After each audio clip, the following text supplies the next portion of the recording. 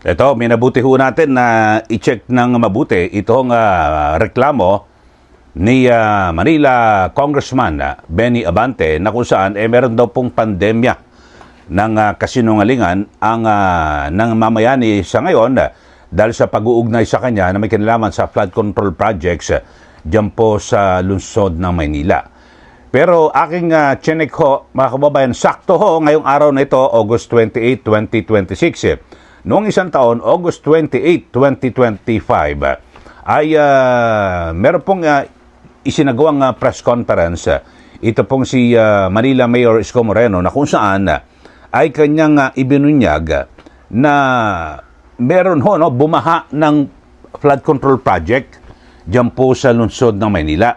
At nagkakalaga ng 14.3 billion pesos na flood control projects mula po taong 2022 hanggang 2025.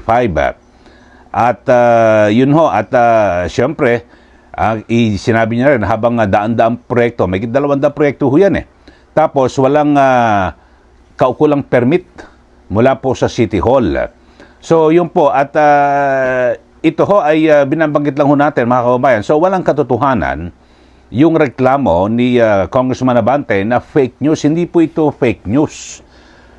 Nung isang taon ho ito lumabas.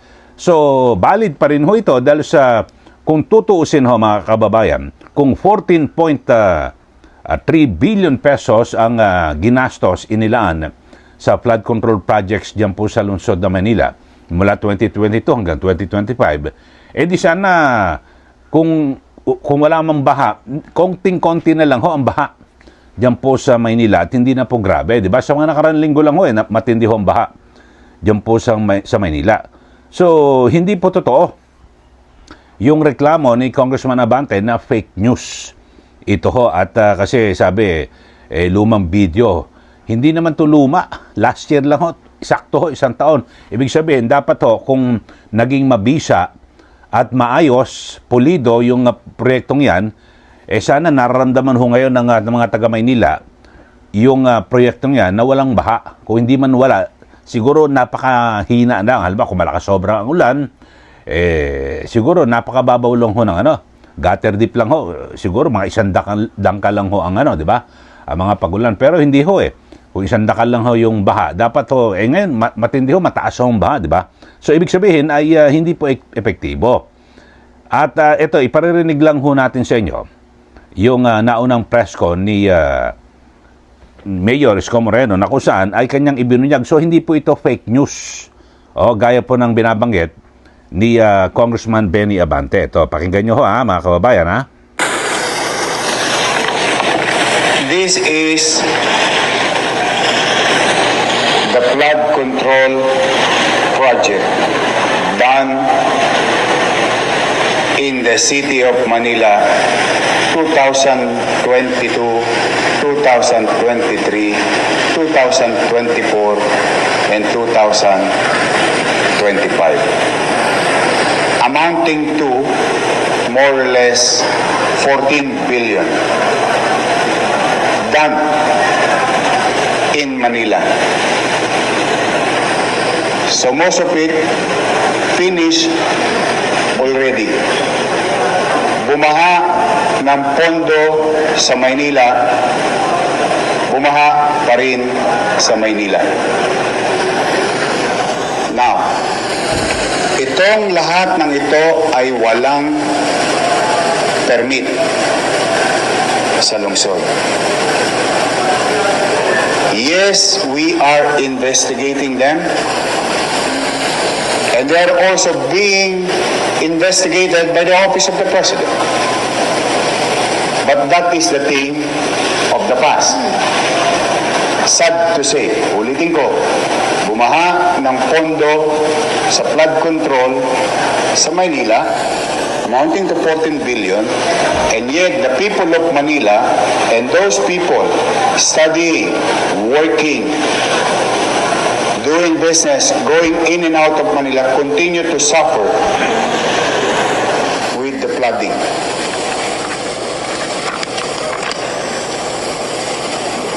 Okay, so yun po ang binabanggit ni Mayors ko. Ito, pakinggan natin yung bawat district, ha.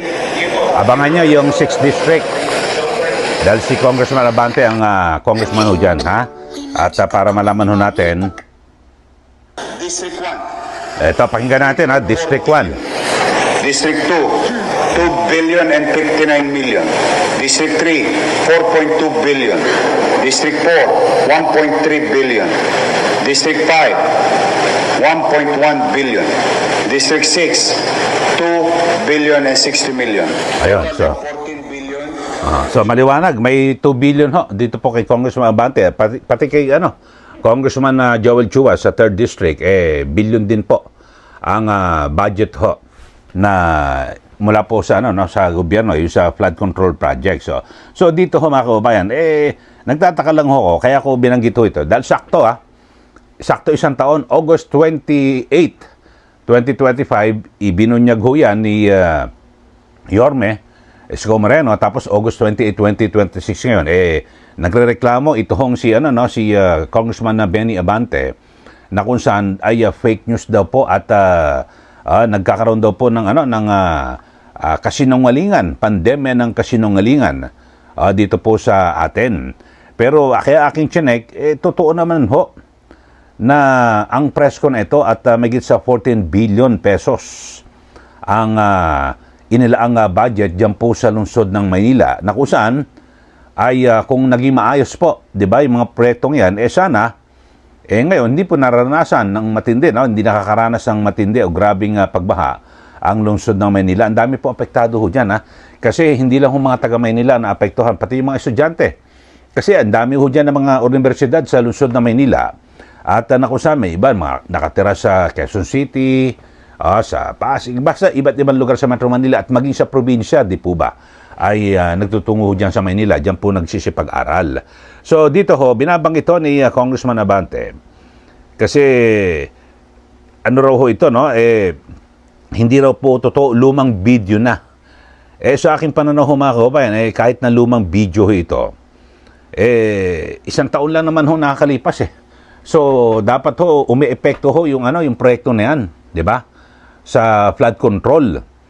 At talagang sunod-sunod yung mga pahayag ni Congressman Abante at bukod daw dyan sa sinasabi niya na meron daw pong pandemya ng kasinungalingan, ay naglabas muli ng pahayag itong si Pastor, Congressman Abante, na tungkol pa rin ho rito. Ang sabi ho niya, ito, ang labi ng kasinungalingan, sabi niya, ang labi, yung labi ho ng katotohanan ay mananatiling magpakailanman. Ngunit, ang sinungaling ng dila ay panandalian lamang. Yan ho, labas dila pa itong si Congressman, yan ho.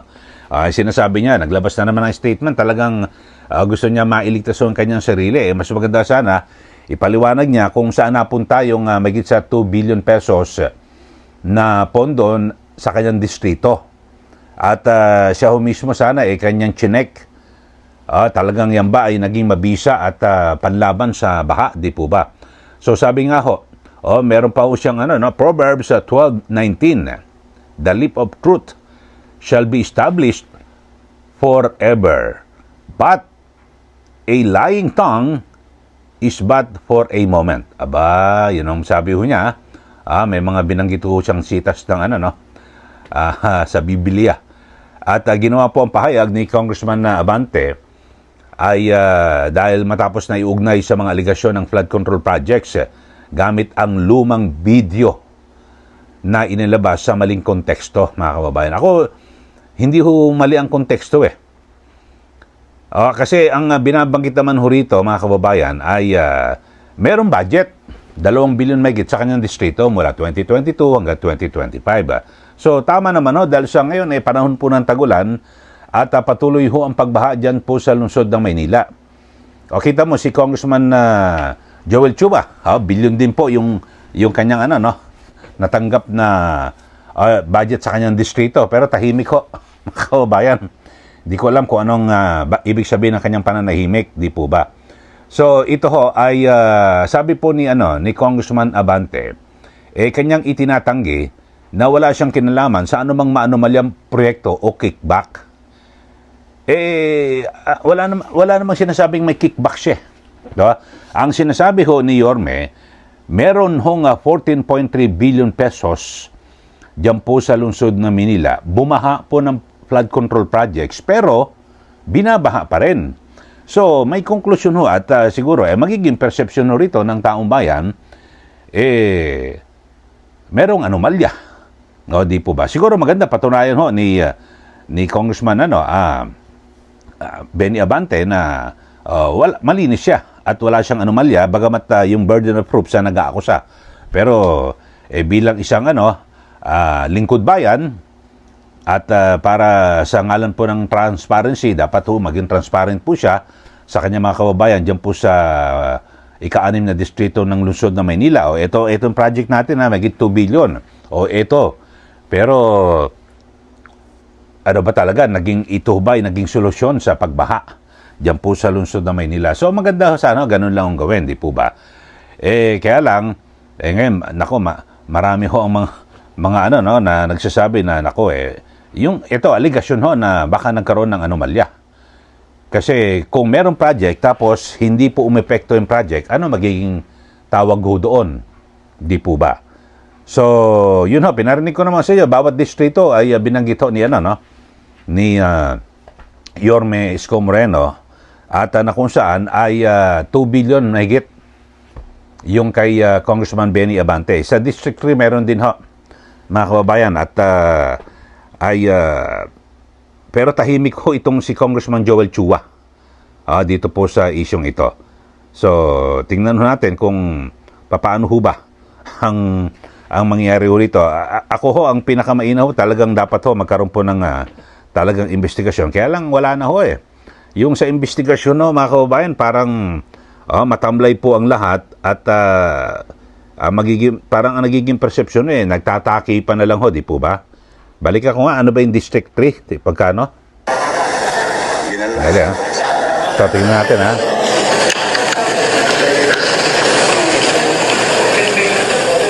District 1, 3.4 billion. District 2, 2 billion and 59 million. District 3, 4.2 billion. Uy, laki. District 4.2 billion, District 3. 4, 1.3 billion. District 5, 1.1 billion. District 6, Yun, so ang laki ho sa District 3 Ang laki ho. District 2, 2 billion natin, and 59 million. District 3, 4.2 billion. 4.2. District 4, 1.3 billion. 4.2 billion sa District 3. Tingnan natin. Ang alam ko si Congressman Joel Chua Tingnan natin 3rd District ng 3rd District ng Manila. Tingnan natin kung sino ang congressman. Tapos yung sa 4th District naman ay magit sa 1 billion, 1.2 billion. So malaki. So tingnan natin kasi District 6 si Congressman Abante sa 3rd District ay ito, yun. Na-search na natin. Congressman of 3rd District of Manila, Joel Chua. Yun ho, simula ko siya noong 2022, sakto. 2022 nga 2025 at hanggang ngayon siya po ang kongresista. Tapos yung kanyang kaalyado, ang alam ko si Valeriano. Tignan natin yung 4 tignan natin kung sino ang port, kasi kaalyado niya ay Maceda.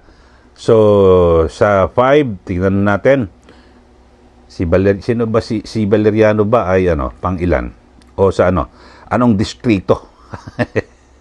Kasi yan po mga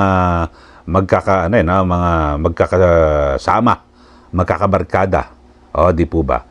At diyan po sa sa mababang kapulungan ng Kongreso at magkakaalyado ho, di po ba?